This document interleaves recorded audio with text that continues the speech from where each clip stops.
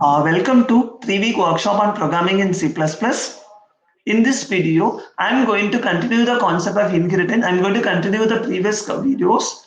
So I think in the previous video, we had a discussion on the basic things about inheritance concept. So in this video, I'm going to extend the concept of inheritance by using the concept of constructors inside of the inheritance. So we know whether basic syntax for implementations, everything. So I'm going to define some constructors inside of it. Assume that there are two classes I'm going to create. One is a base class, another one is a derivative class, which is derived from the base. The first I'm going to construct the basic structure. So now it's over. Okay, so now I'm going to add a constructor. I'm going to define only constructor, but we know that the constructors must be defined only inside of public section. So that I'm going to define default constructor inside of my class, but I don't have any initialization now. So that for just our understanding purpose, just I'm going to define a one executable path. So the base class constructor. So this is a statement I'm going to use it. So I'm going to use, I'm defined it. So same way I'm going to implement one more constructor in derivative class. So we know that the constructor is the name of your class name and function name must be same. So see out. So I am in derivative class constructor. Okay, so now I'm going to compile. No error, but still now I didn't create any object so that it won't execute anything. So that I'm going to create an object for the derivative class. Then compile. No error. This I'm going to run it. So it shows the output. It is a base class constructor and derivative class constructor. I can show it with the help of tracing. So I'm going to trace the program execution. So the object is called so that always the control will be transferred to the derivative class. So once means normally the constructor will be executed from top to bottom. So that means that from base to derivative class. So that the first the base class constructor will be invoked, and the derivative class constructor will be invoked. So even though the control will be transferred to the derivative class, but before that the base class constructor means the control will be transferred to the base classes. Okay. For example, here you are going to define another one more class. For example, class example. So inside of that, I have another one more means a constructor. So example is the name of my function because it is a constructor. So see out. So I am in base class constructor. Sorry, I am in example constructor.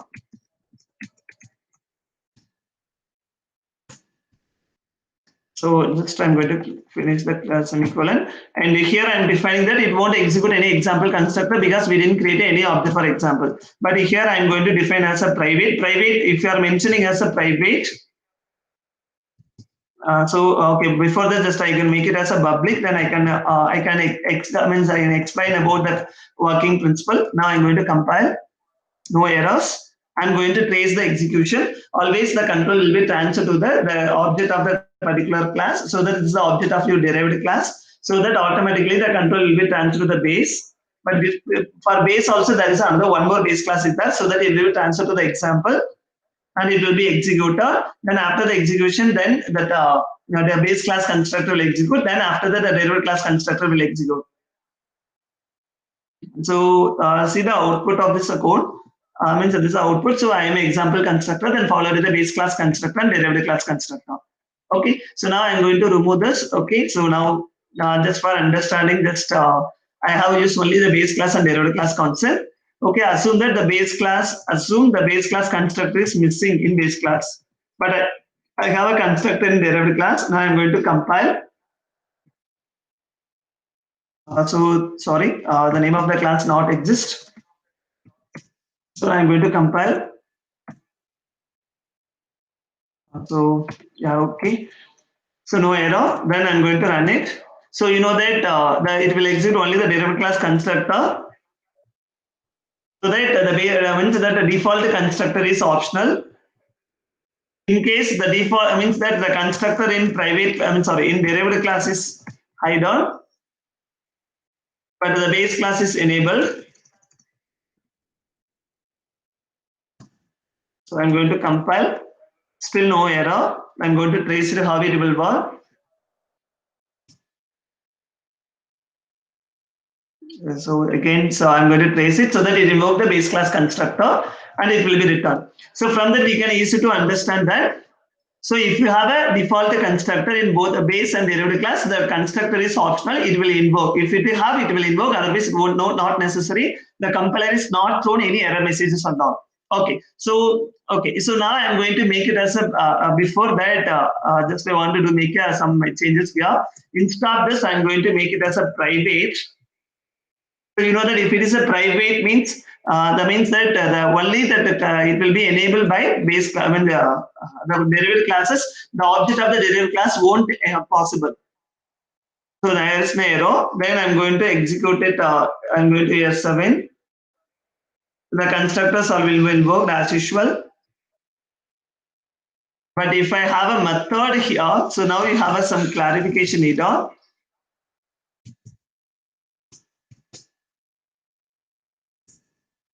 So I'm going to define as, so I am in method in base class. So I'm going to access the method d.show. I'm going to compile. There is an error. So from that we can easily understand that even though the class is inherited as a private, that means that the constructors will possible to invoke, but you are not able to access but we are unable to access the methods. One thing. And the next thing is we are going to make it as a productor. Still productor also only did not allow to access the method, but it allows to access constructors. Okay, so now I got to remove this. And I'm going to enable base constructor now. And I'm going to compile now. It won't take any error message, and it won't throw any error messages, so that it will be executed as usual. So always the order of the execution from derivative to base class, so that it will display as usual things. So from that we can clearly understand that the default constructor in both the base and derivative class is optional. Okay, let us assume that I'm going to define a one data member here. So that I'm going to define a one data member. So I'm going to assign this a data member here. So this dot A equals A. So I'm going to print the value of A here. Okay, so now I am defined. Okay, assume that I have a default parameterized constructor here, but I don't want. I don't have any parameterized constructor in means that in derivative class. Now you have to check it what will happen. It is a very, very important. That is an error message will be thrown. So cannot find a default constructor. We know that if you have a default constructor in a derivative class, means that if you have a constructor in a base class, you must have a default constructor. Clear? So that otherwise it may throw in an error message. Okay, so in case now I am going to add the parameters here. So if I'm adding a parameters here, so the compiler thinks that, so this is the parameter for a base derivative class, so that there is no parameter for the base class. So see that there is an error message will be thrown that cannot find a default constructor to initialize the base class. So it thinks that the compiler thinks that this is the A only for a derivative class, not for a base class. So that means at least the minimum one parameter will be taken for the derivative class, so that the remaining parameters must be passed. It thinks that like that, so that so number of parameters in derivative class is 1, so that it can reduce a 1 data parameter, so that the 0 parameter, that means that it is expecting for it is expecting for the two parameters. It is expecting for the default constructor. For example, I'm going to define another one more variable, and we are looking what it is. We can check it. Is there any error message and all? Yeah, this is the error messages with that. So here, if you were think like that, for example, I'm going to define so B here, and just for I'm going to show it. So this dot B equal to B. I'm going to write a function as a display. and I'm going to display the value of the b here. So the value of b equal to, so here I'm going to print it. Okay, so now if I want to pass the value of a to the base class, first of all, we need to identify what is the name of the class. So my name of the class is a base, and what is the variable you are going to pass? It is a. So if you're given like that, then compilers think that there are two parameters accepted by derivative class, and the first value a will be passed to the base class, and b value will be for the derivative class. So the colon indicates that this you are going to use an inheritance, so that we must pass to the base class. So that here my base class name is a base. So I'm going to pass this a as a parameter, so that it will automatically invoke a parameterized constructor which contains only a single parameter as an input. Now I'm going to compile. So now there is no error message. So I'm going to trace how it will execute. So the object will be invoked, so that the base class constructor will be invoked, and it assign a value. Then the derivative class will be invoked, so then again it assign a value and it will be displayed. Okay, so here we can check it, is it possible to change the value of a and b and all? That is our choice. You can check in. There is no error message. Then it will display as usual things. Okay, let us to have a call function calls d.show. This is the method in the base class, and d.display. This is the method in derivative class to show the name of the value of the data members. b.show is not accessible because we are making it as a product. So if you are accessing from the object, we can use public. I'm going to compile, no errors, then I'm going to run it. So that it displays a 12 and 10. So 12 is passed as a b, it will be passed to the base class. So that, see that just a minute, I can run once again to make a clarity on output. Just you can see the output of this program. So that I am in a method in base class, so the value 12 and the value of the b will be assigned as a 10. So this is the way we need to handle means that default constructor and parameterized constructor. So from that we will like clarity. Means the concept is, so the constructors. So in case of a default constructors, I just take on recall once again. So in case of default constructors, means that it is optional. So maybe we can define either optional, either define in base or derived or none.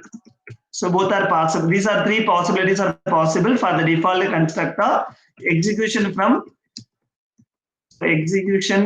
base to derived. So that if there is no error, means that no constructor exists, no error, no constructor, no errors. Means if the constructor is not defined in any one of the class, it doesn't make any error messages and all. Okay. But in case of parameterized constructor, so parameterized constructor, we know that execution from base to derived only. So in this case, at least means that means that minimum means if derivative class have a parameterized constructor,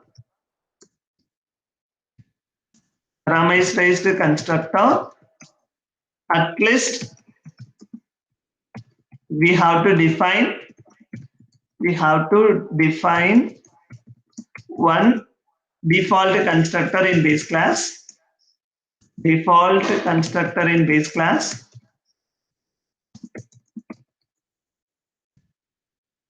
Else you can pass the value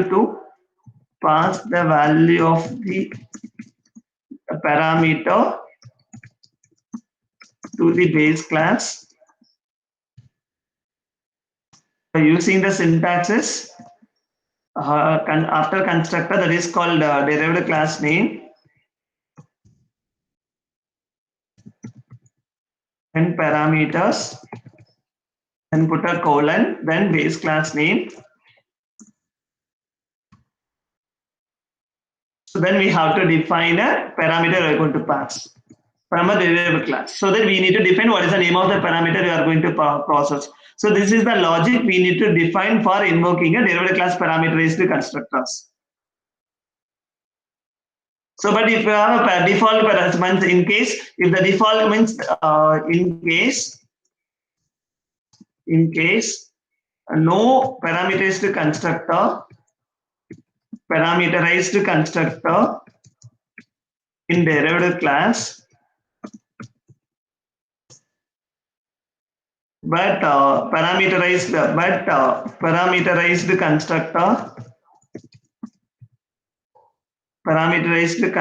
constructor in base class, we have to check it what will happen.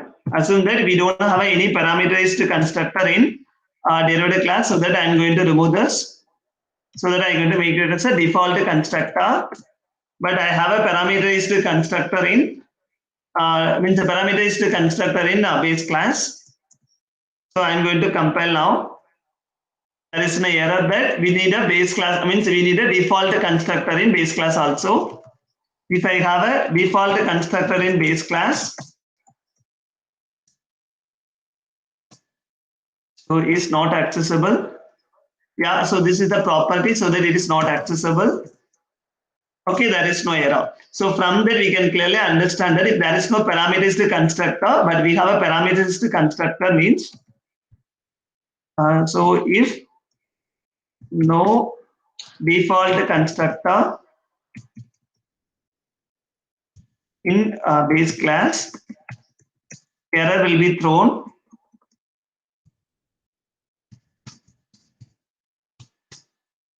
So if a default constructor is there, default constructor is defined in base class,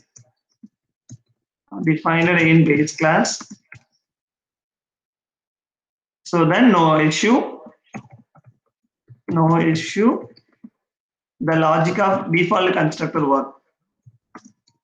Default constructor will work.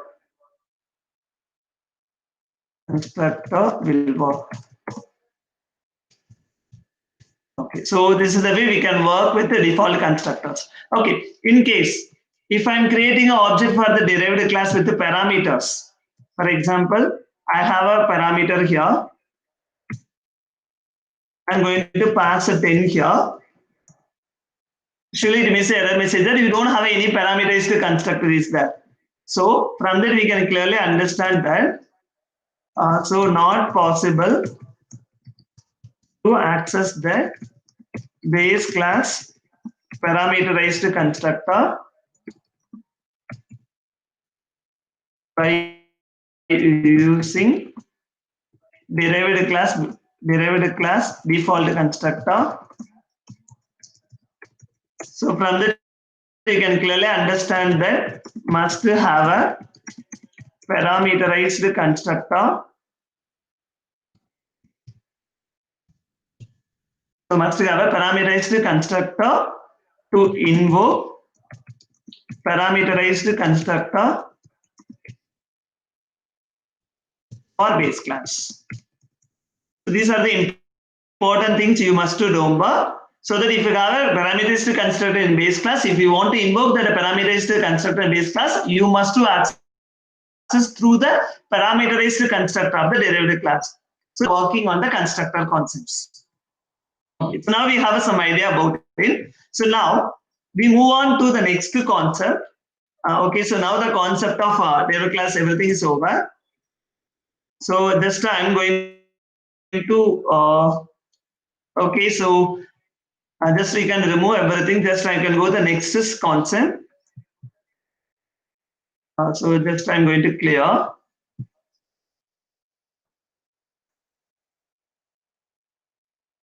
Just I'm going to clear it. So now you have an idea about constructors. Now what I need to do is I'm going to define a data member of same name. For example, D.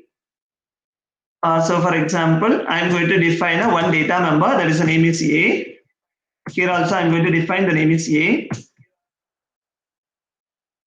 See then So we are saying that it is we are going to use it, but that we can check it, is there any error or not. So surely it not be an error. Not be not an error. Then we can check about what is the size of this my object. We got the same object we have. Size of the object. So size of D. I'm going to compile. So no error. I'm going to run it. So it is a 4. So that the separate memory will be allocated for this A of a derived class, and that means the same data member of your base class. This is a separate memory location will be allocated. So we can check it with the help of address. So public. So I'm going to print it. See out. So I'm going to print the address of A, base A means address of A in derived class.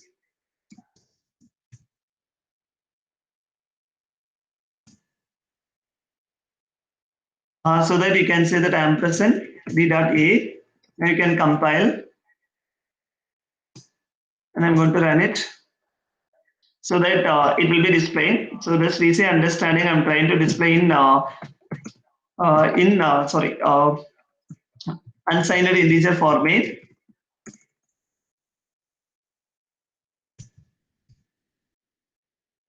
Okay, just I'm going to run it. Okay, so display something. So next thing is I want to display the address of the variable. Address of A in base class.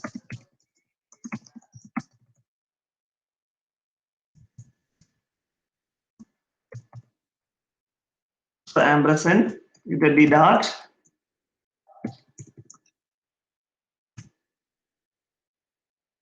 So no error. So it means that means that if you want to point out to the base class variable, base class data, it means always try to understand if the both the data member of your base class and derived class are same. Then if you want to differentiate, you can use the name of the class, then scope resolution operator, then followed by the name of your data member. It always to indicate the value taken from the corresponding class. Here I'm going to represent this. I'm going to represent the address of the variable A of your base class property. So I'm going to run it. So that it shows a different address. So from that clearly to understand that even we can able to define the same data member name in both different classes, in both the base and derived classes, it will be allowed. It won't make any error messages. So in order to differentiate, we can use a class name with the scope resolution operator to differentiate working. Okay. So here I'm going to use a parameterized constructor to invoke. So means just assign a value for both the values. So I'm going to say that this dot that is A, that is a current object value. I'm going to assign with the B. So we know that this one value will be passed to the base class. So that my base class means a base. I'm going to pass the value A to the base class.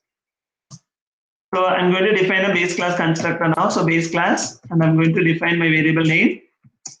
So this A equal to A. I'm going to define the function now.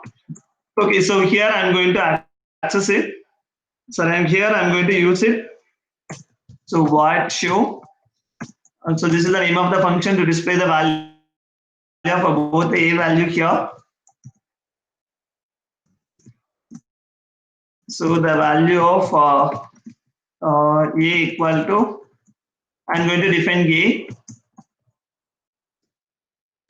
So already we know that, so if you are using the just the name of the data member, always the preference goes to the current classes only. So that in both the cases, it will display the value of the second parameter. So assume that the first parameter is 10 and next parameter is 50. So that the B only will be assigned so that it will print 15 for both the cases. It will be printer, sorry, just I didn't call the method show. I'm going to run. So that it will print only the 15 in both the cases. So in this case, if you want to give the preference to the second, I want to say that the first A value must be print for, means I want to use for the base class. So my base class name is a base, then scope resolution operator if you are using, then in this location, it will be pointed to the real value of your base class. So that it will be printed as a tail line 50. So this is the way we have to handle that data member which have the same name in the concept of inheritance. Okay, next move on to the next thing. So now we have now the concept is over. I will move on to the next methods. So the next method is very important. That is for overriding concept. So now we discuss about the concept of constructors. Then after that, the same name of your data member. So if the different name, then there is no issue. It will be pointed to the same thing. But if you are having a same function name, then it is an issue for us to showcase. So derived. So it is a public property from a base. So I'm going to execute from main. So clear screen. I'm going to use. Okay, so now the structure is created. Assume that I'm going to use a function. It is a function, so the return type is must. Out. So I am in base class. So here I'm going to say that so void show. I'm going to define the same method, but actually here I need to change the access modifier because it is a private. So see out. So I am in derived class method. I'm trying to display the values like this. So now I'm going to create an object for the derived class. We know that always the preference go for derived class only. So I'm going to call the method b.show. I'm going to compile this. Yeah, sorry, there is a small mistake I did. I not terminated with semicolon. It's not accessible yet show because it is a public. So always the preference goes for only for a derived class. That means corresponding classes only. So that if you are going to run this program, always it will print I am in a derived class method. If you want, I can show the group of tracing. It will execute that only the method of your derived class. Okay. So we know that if you want to access this method, it means that this is called overriding. That means that it is the same name of the same method name, same number of arguments. So in this case, there is no argument, same number of argument, but defined in base and derived class. Then it is called as function overriding. In overloading the same function name, but it have a different signature. It defined in the same class. Then it is called overloading. So it is a compile time polymorphism, but it is a runtime polymorphism. So it is coming under runtime polymorphism. So if you want to solve, for example, if I want to execute both the things, we can execute like this. Okay, we can try it now. So d dot, so base colon show. We can try it whether it will work it or not. There is no error. So it will execute both the method, the base class method. Clear? So or otherwise, if you don't want it, so here we can do this. If you want to execute for single call, if you want to execute both, just you can define like this. But if you are calling like as a show, it is a like as a recursive concept. So you have to define the name of the base class name, scope resolution operator, and the name of the method. It will invoke both. But here I am accessing before the printf statement, so that it will call show method before means the base class, then after the derived class. So if you want to invoke both the method, then we can invoke like this.